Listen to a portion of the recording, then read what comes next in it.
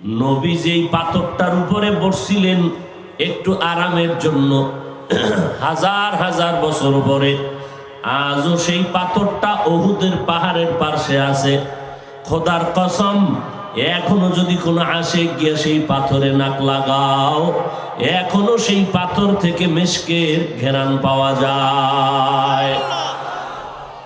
ইমামুল আউয়ালিন আল আখিরিন বহরে সদকা রহমাতাল লিল আলামিন সাইয়্যিদুল কাউনাইন খাতমুল মুরসালিন আখিরা মদবুদ ফখরুল আউয়ালিন শুধু ওজুদাস রহমাতাল লিল আলামিন মসজিদে উশুদ হামারে জমিন। আল্লাহ তাআলা বলেন, আমি মানুষ বানাইলাম আমার ইবাদতের জন্য। ইবাদত কেমনে করবা? কোন পীর সাহেবের তরিকায় চলবে না, কোন বক্তার তরিকায় চলবে না।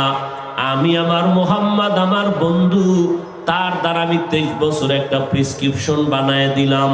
কিয়ামত পর্যন্ত সমস্ত মানুষ যদি মুহাম্মদের প্রেসক্রিপশনকে ফলো করে, এই অনুযায়ী চলে, আমি আল্লাহ তাকে বিনা হিসাবে জান্নাত দিয়ে দিব।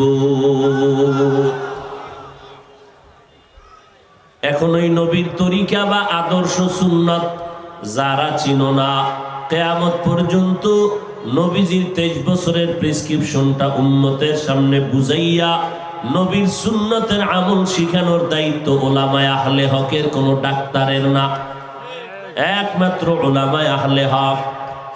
আমি বারবার কিন্তু একটা শব্দ ওলামাদের সাথে ব্যবহার করতেছি, উলামায়ে আহলে হক, কারণ 1500 বছর আগে নবী সতর্কবাণী করেছেন, এই উম্মতেরা, ওলামা দেখবা, এই দুনিয়াতে যদি তোমরা কোনো খারাপ মানুষ দেখতে চাও, খুঁজিয়া দেখবা ওলামাদের একটা অংশ থাকবে চূড়ান্ত খারাপ।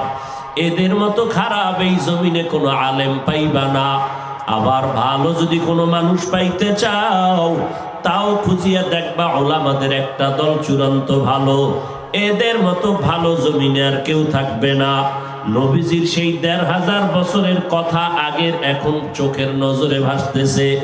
1500 বছর পর্যন্ত আমার মাওলার দেওয়া কোরআন নবীর আদর্শের ভেতরে কেউ ভুল বের করতে পারে?